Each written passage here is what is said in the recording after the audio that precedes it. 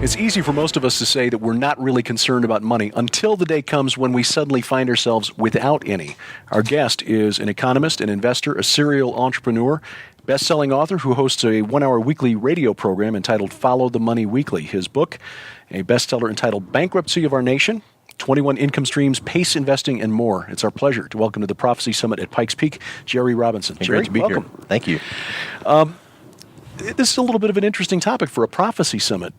Is this something that you find yourself doing? Do you talk prophecy, or how does your field of expertise relate to the general theme of the topic here? I was really impressed with Gary Stearman and the folks here at Prophecy in the News for bringing economic insight to the conference.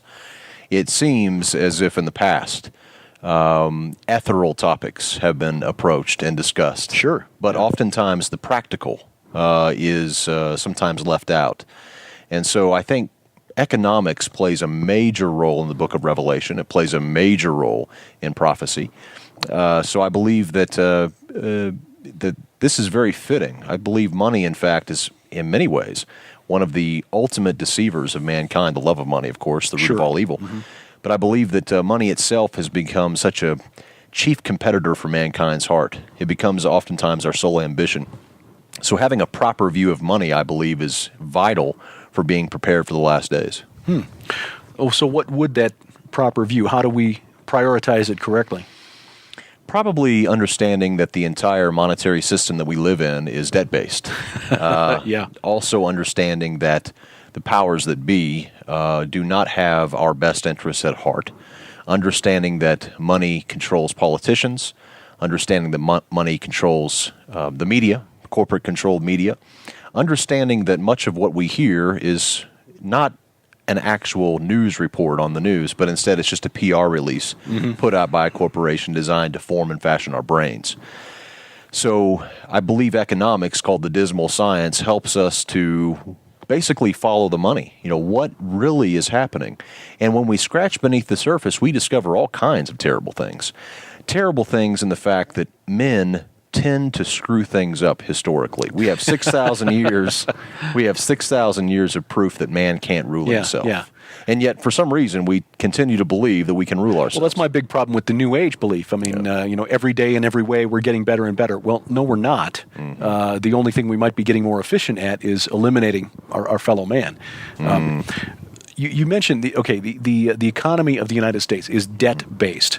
Our basic understanding for those of us who studied economics at all, and I've got a BA in economics, is that we're supposed to be able to make a profit. A capitalist system, you invest some capital, you build a product or provide a service, and then you get to keep the profit.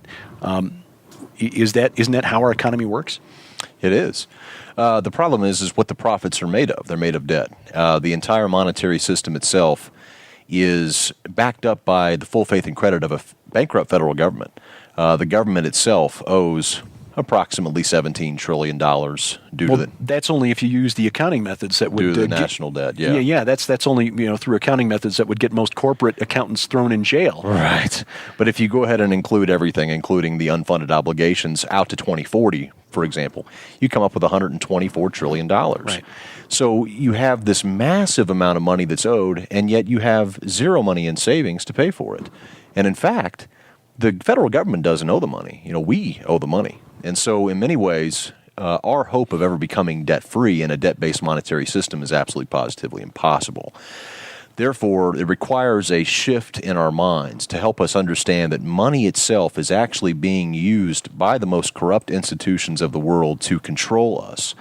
And coming to an understanding of that, I believe, A, provides not only financial liberty, but it also provides spiritual liberty. The other thing that we also find is that our personal liberty is under attack because of the greed and because of the lust for power. And so our ministry is really focused upon financial liberty, spiritual liberty, personal liberty. Liberty, freedom. Where the Spirit of the Lord is, there is liberty. So we firmly take that to be the truth, and that's what we preach. So how do we achieve this, financial liberty and then spiritual liberty by changing the way we view money? Well, let's just take, for example, the U.S. economy. Right now, the U.S. dollar is the world reserve currency. Many people don't understand that how it became the world reserve currency was because it was backed by gold. That happened back in 1944 with the Bretton Woods Agreement. Mm-hmm. That broke down in 1971, officially, whenever Nixon took us off the gold standard.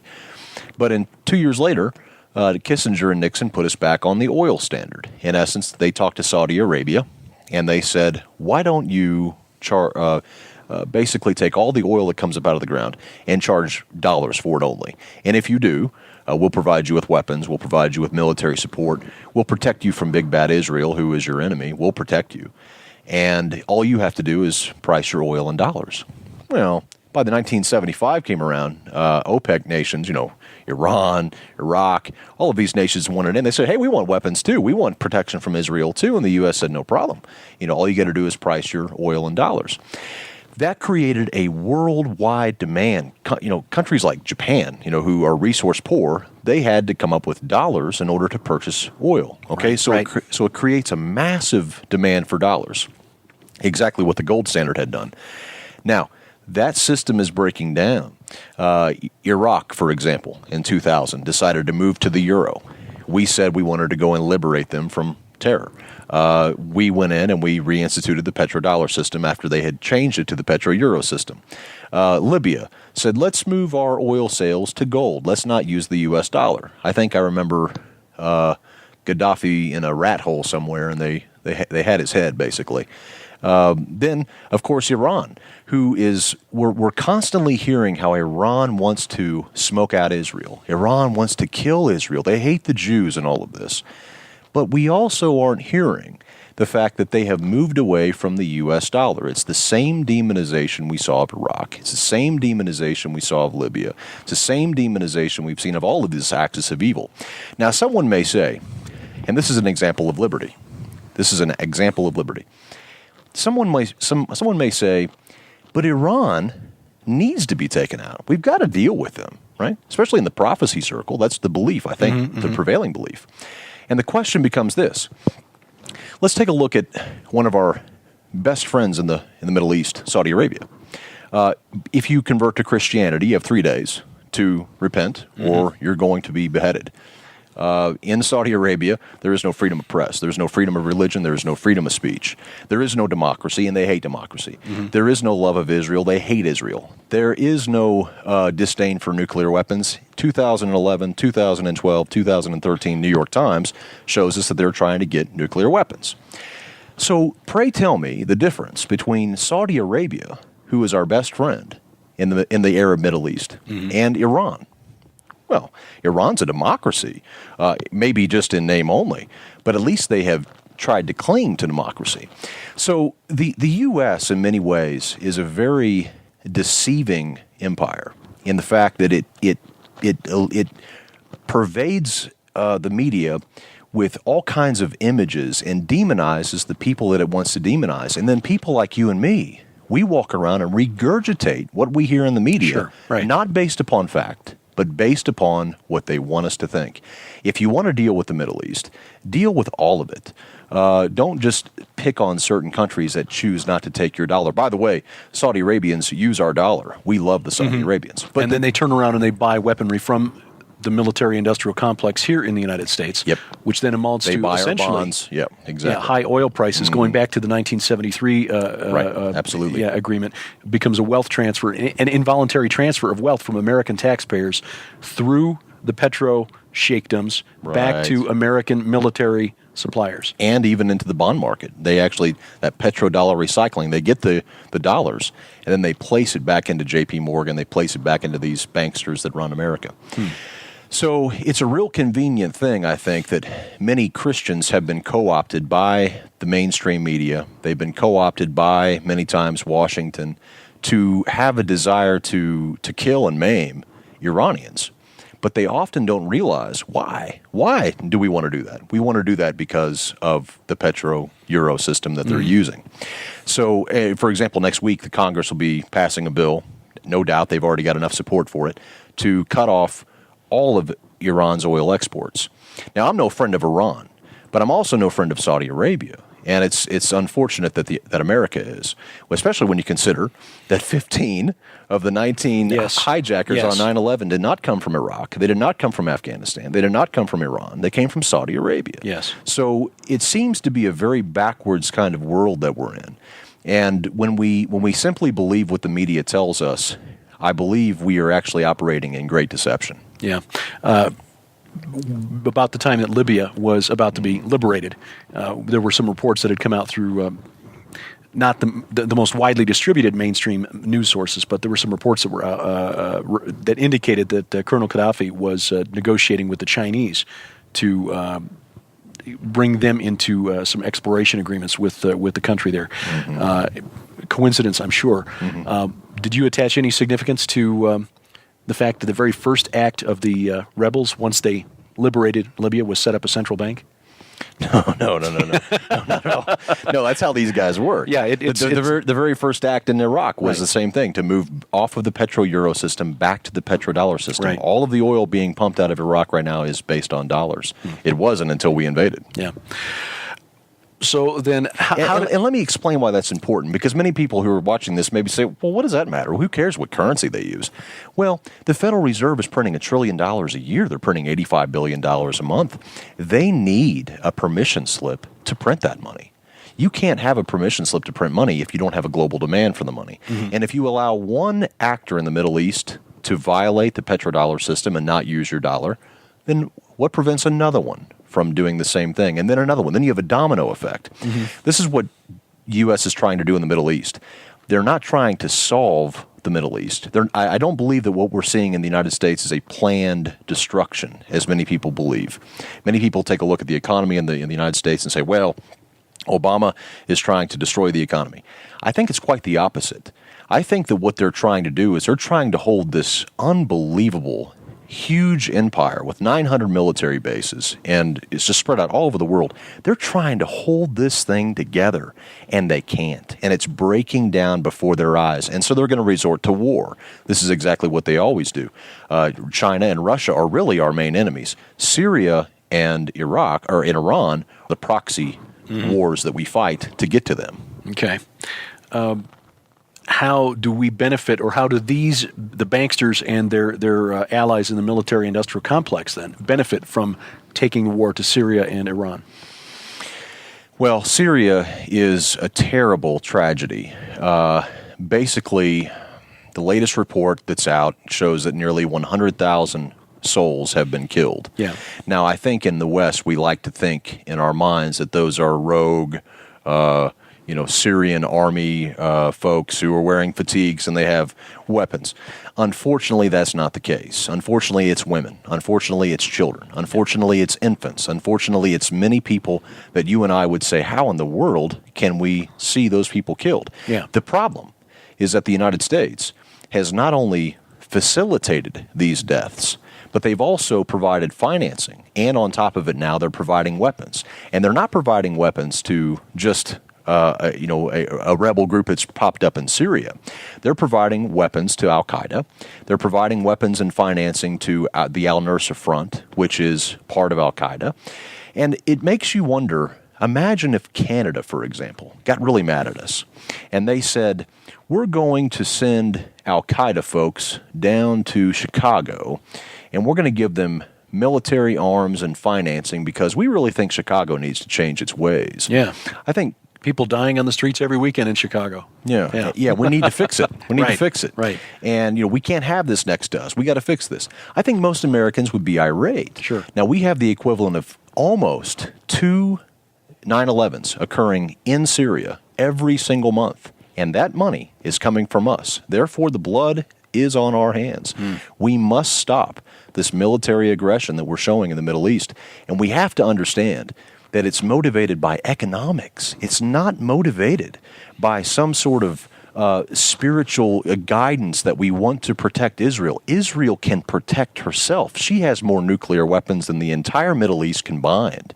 We know this to be fact. She can protect herself, and she will protect herself. We know that. She won't hesitate to protect herself. But we have vested interest over there. We have national interest over there. and we need to get ourselves out of that area. Well, let's step back and bring this closer to home again. How does our understanding as Christians, looking at this situation, understanding that the banksters, the military-industrial complex or military intelligence complex, whatever you want to call it, has a vested interest in taking our money and applying it in ways that we don't want it applied? What do we do about it? How do we provide for our families knowing that we're part of this system? Yeah, I think that's the main thing, because what happens to many people is they find themselves on the Titanic. They see that we have this $124 trillion national debt when you add everything in. They see the fact that we don't have any money to pay for things. They see that we're all spread out across the globe. They see these atrocities that are going on around the world in their name, and they say, what can we possibly do about this? Imagine you're on the Titanic. This is kind of what people feel like. They're sailing along, they hit the iceberg. What many people have opted to do, and we've seen this with the Tea Party, and we've seen this with other types of groups, they want blood.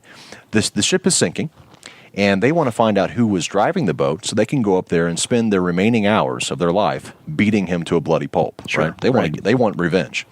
Well, unfortunately, that's not a wise use of time. Instead, what we need to be doing is hopping into a lifeboat, getting our family in that lifeboat, getting our friends and loved ones in that lifeboat, and getting the heck out of Dodge. The Titanic is sinking. The way we do that is first of all, we gain liberty in our minds and understand that the mainstream media, doesn't matter if you're watching CNN or Fox News, there is no difference. They're all owned by corporations. And we realize that these corporations have one thing in mind, and that's profits. Yeah. So we extract ourselves from that, and we begin to realize that we have to begin to take action on the part of our family. We have created so many different things on our website. We have over 1,000 articles on our website, ftmdaily.com, tons of free materials on how to break free. But I mean, just to give you a couple examples, we have over 22 income streams that people can create both now and in retirement. The average person has 2. We show 22 different income streams you can have. Many people have no idea how to invest. We provided great investing resources on there. We teach something called PACE, precious metals, agriculture, commodities, and energy. These are 4 areas that outperform in times of crisis. So we have the PACE investment portfolio up on the website, and it's also in our book, Bankruptcy of Our Nation. We also talk about the importance to diversify using gold and silver with our savings, and not being over-leveraged in U.S. dollar-denominated assets. Most people have almost all of their money in U.S. dollars. Yeah. There could be a banking holiday. There could be something along these lines, and that stuff gets spooky. Sometimes people get really bent out of shape and they start coming up with all this conjecture. But the truth is that a banking holiday has occurred before in the past, and it could happen again. And the way that the United States would probably stage this, and they will stage it, they won't hesitate to stage anything. What they would likely do is they would probably have some sort of cyber attack. Maybe China commits a cyber attack against us, and they have to close the banks. So they close the banks, and then that happens on a Friday afternoon, conveniently. And then they reopen them on Monday, and you're more than welcome to come to the bank. You just can't get all your money out. You can get $500 out. So it's important, I think, to have an exit plan before you need to exit. If you don't necessarily need it, then fine. And I think that one more thing along these lines, many people probably listening to this broadcast approach Bible prophecy from a pre-trib viewpoint. I think that's probably a given. And that seems to be the prevailing at this conference anyway. Sure. Yeah. But I would say that what if we're wrong? What if we're wrong about that? I think it probably is wise to use the old adage, to prepare as if he's coming today, live as though he's coming today, right? But prepare as if he's not. And I think it's the same way with this. We should probably not think that we're just going to zip out of here before any problems occur. We really need to take our finances seriously. These things require thought. They require us to really sit down with our families and make a plan. And we provide all the materials that people need to do that on our website and in our book, Bankruptcy of Our Nation. Now, again, PACE investing, the sectors that you mentioned, pretty much recession-proof? Precious metals, agriculture, commodities, energy. They certainly go up and down. Even in times of recession, certainly they go down. But I think overall, these are areas that outperform in a time of hyperinflation or in a time of great economic crisis. And precious metals, for example, you want to own the physical metal. You want to have that in your possession. When it comes to agriculture, many people have done very well with farmland. Farmland's been something great. You buy the farmland, you rent it out to a farmer. Yeah, there have been stories, in fact, in recent years of investors going up and buying up farmland in places like South America over some very well-known aquifers down there, and in Africa, buying farmland and holding because the farmland in the United States has become so expensive, they have to go offshore. But I think the farmland's kind of becoming a bubble now, so maybe a better way to play it would be a direct play on food, maybe using ETFs or stocks in companies that we've done very well with food stocks. Food stocks have just been doing great. Commodities, things like steel and copper, you can play these, but energy, I think, is another bright spot. Yeah. There's certainly ways to play that. Obviously, people with money can go out and buy an oil well and then get royalties. Yeah. But the average person can only buy ExxonMobil or Chevron or something like that, or maybe they can get involved, maybe in some sort of type of MLP, like a master limited partnership, which is a very high dividend paying type of energy stock.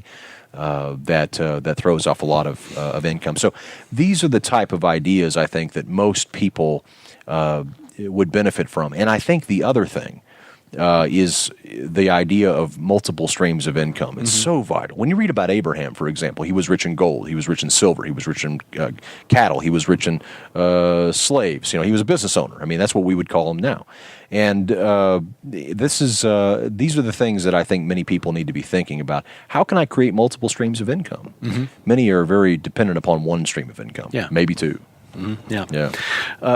Just as a bit of a rabbit trail, and this is just my own personal curiosity, living in east central Illinois, the area of Illinois south of where I live, which was kind of eye-opening to me because I grew up in Chicago. When you grow up in Chicago, you think nothing happens in Illinois south of Interstate 80, Joliet.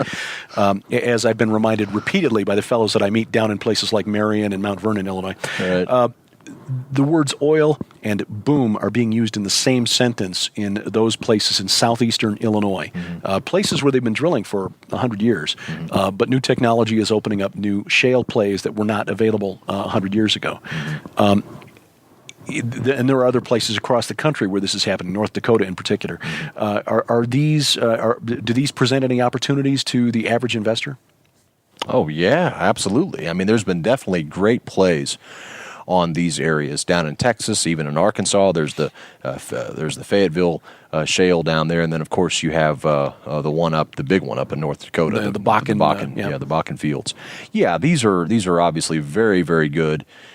The United States is very well entrenched into an oil-based infrastructure, and although shale can be converted into oil very easily, and I say very easily, relatively speaking, but it's a much different process. It's much easier to buy it from the Saudis than it is to have to extract it and do it ourselves. It's more costly. Right.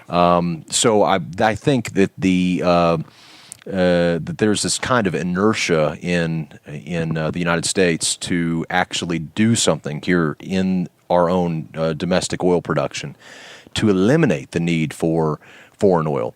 Unfortunately, based on all the studies I've seen, and I know that there's a lot of different studies out there, when we did a big study on this for our book, the United States, we don't have the type of setup that many people would think would allow us to move to a totally great independence from foreign oil.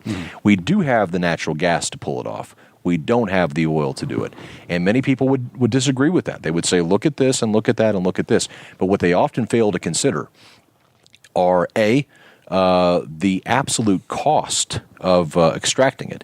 Right. B, the amount of water and other types of energy that are required. There's something called ERREI in the oil area. It's called energy return on energy invested.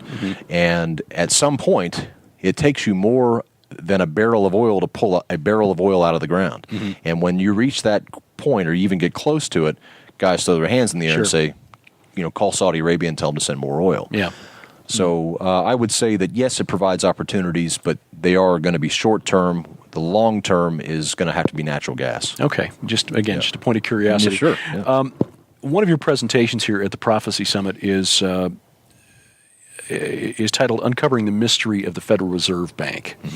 What is mysterious about the Federal Reserve, and what should we Americans know about it? Well, the Federal Reserve Bank is a fraud. It was created in 1913 through an act of Congress. Many people who don't know the story should read a book called The Creature from Jekyll Island. Right? Yeah, by Gilbert Griffin. We've had him on our program, several times. I had the opportunity to interview him too. Yeah, he's a great interview. Yes. Yeah, he does a great interview. And the Fed, again, this has been said over and over, but it's not federal and it has no reserves. The Federal Reserve, in essence, is a private institution that has zero accountability. It has zero oversight. We have numerous videos on our website, ftmdaily.com, of case in point of the Federal Reserve being in front of Congress and having zero answers to questions that we should expect as citizens to have from a central bank.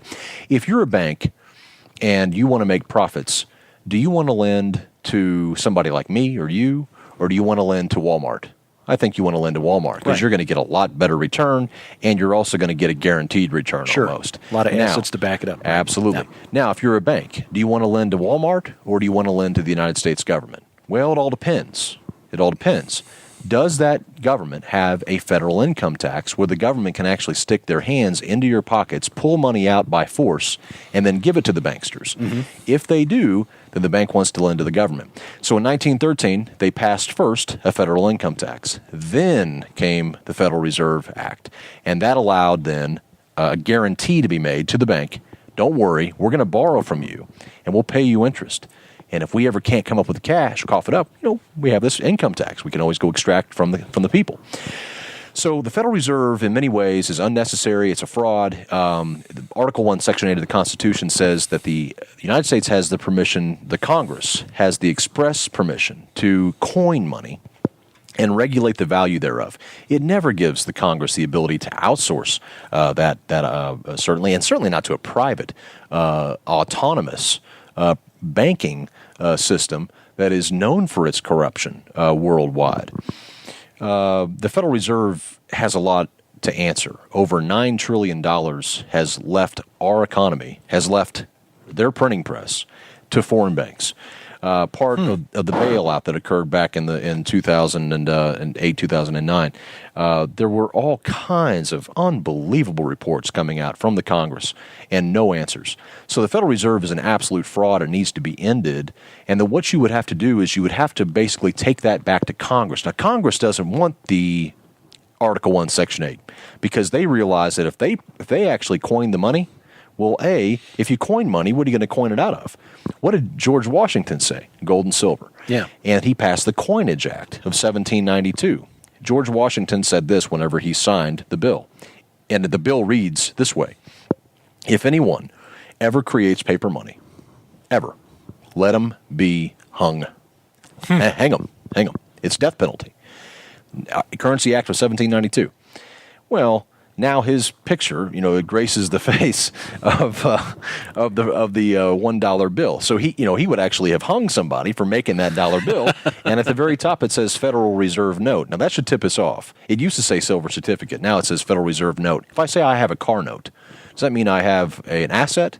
Maybe, but I certainly have a loan. So a car note means I have a car loan. If I have a Federal Reserve note in my pocket, it means I have a Federal Reserve loan.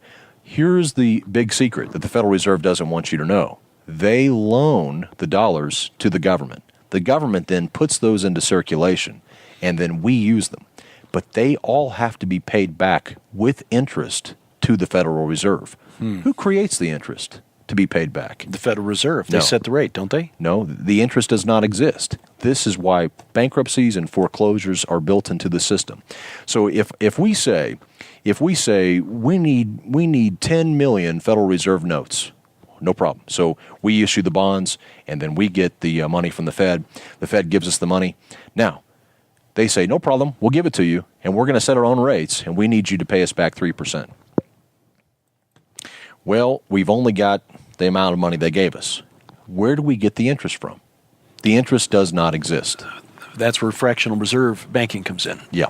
Okay. And so there is no interest to pay back. Therefore, you have to have foreclosures, you have to have bankruptcies, you have to have defaults, because it's a game of musical chairs in this fractional reserve banking. There is not enough money in the system to pay off all the debt. And the Federal Reserve knows this, and the Congress knows this. At least some of them do. But, you'd be surprised, because it was probably 20 or 30 years ago, there was a survey done where congressmen were asked, is the dollar backed by gold? And, most of them thought that it was. And this, of course, was way after the fact that it wasn't. So I would say that many of our congressmen, many of them may be malicious, but I'm sure many of them are just ignorant. Huh.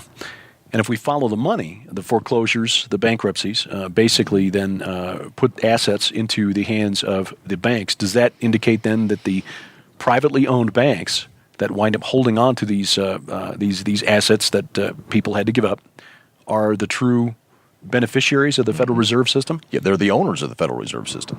Yeah, they own the Federal Reserve. Okay. Now, there are 8 families, that many conspiracy theorists get into and talk about, the Rothschilds and the Rockefellers. And there's no doubt. I mean, these guys own the banks. There's no doubt about it. But many people fail to realize that banks like Bank of America and J.P. Morgan and some of these others, they have a tremendous amount of ownership in the Federal Reserve. And their principals are benefiting from that. But you're right. It's a way of confiscating wealth. Because the defaults have to happen, it moves those right back to the bank. So it's a constant shell game where they're winning and the American public is losing. So then doesn't it benefit the Federal Reserve and thus the bankers for the United States to continue to run a deficit and increase the deficit year after year after year? Absolutely. Yeah, and how do they do this? They want war. This goes right back to what we started talking about. Central banks love war. Banks love war. Because if you have a government, you need them to borrow money. They need to be constantly needing money. Now think about the military-industrial complex you talked about earlier. These defense contractors, which are the scum of the earth, absolutely positively the scum of the earth, they design weapons to kill people. Right? They're pretty bold about it. Mm-hmm. And it's like a hot dog stand. I mean, how many hot dogs do you make before you have to sell one? Right? You have to sell one eventually, don't you?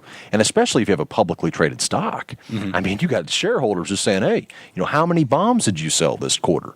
So how many of your different gadgets and stuff did you sell?" So they have a constant pressure to sell these weapons. That's why we see the proliferation, more weapons on this planet now than ever before, and it's growing unbelievably. And of course they own the media. The corporations own the media, and there is no freedom of press in the United States except for the alternative media that we have, like WorldNet Daily and some of these other outfits. Who's Joseph Farah is here. Mm-hmm. These are the champions of our press today. We need to support alternative media, but back to the military-industrial complex. They make these bombs. They make these weapons. They have to be deployed. So the United States has to go out and drop bombs in the ocean for drill practice, or they've got to go drop them on a country, but they've got to use them because they have a shelf life. So it's a very perverse system. And what's so terrible is the fact that somehow, and I don't know how this happens, but somehow the Christians get co-opted into this whole system of believing that we need more war and believing that we don't need to have transparency in the Fed and believing that the banksters are not out to do us any harm. Some sort of mind game that occurs somehow. And so when the Christians are co-opted into it, that's when I get upset. Yeah, I expect the world to be deceived. But when the Christians themselves are pushing the agenda of the military-industrial complex and pushing the agenda of the banksters, somebody's got to realize that that's wrong. Yeah, that's why Dominion theology is one of the few things that really makes me angry. Because you're right. Jesus never told us we were to go forth and spread democracy to the ends of the earth. It was to go forth and preach the gospel to the ends of the earth. Jerry Robinson is the host of the 1-hour weekly radio program entitled Follow the Money Weekly, best-selling author of the book Bankruptcy of Our Nation, 21 Income Streams, Pace Investing, and more. I know we've only scratched the surface of the topics that you can touch on, but short of talking all night, we'll have to end it here. How do people find out more about your work, your writing, and your show? Yeah, they can go to our website. They can just type in followthemoneydaily.com, ftmdaily.com. They can find us there. Over 1,000 articles there, tons, probably 3 years of archives of radio shows. We have a newsletter that's available, a daily e-blast that goes out providing economic updates for Christians. They can sign up for it there. But FTM Daily is the best place to go. All right, Jerry Robinson, thank you very much for your My time. pleasure. Appreciate the opportunity, and I look forward to getting that daily newsletter, which I signed up for just before we went to air here tonight. From the Prophecy Summit at Pikes Peak, I'm Derek Gilbert.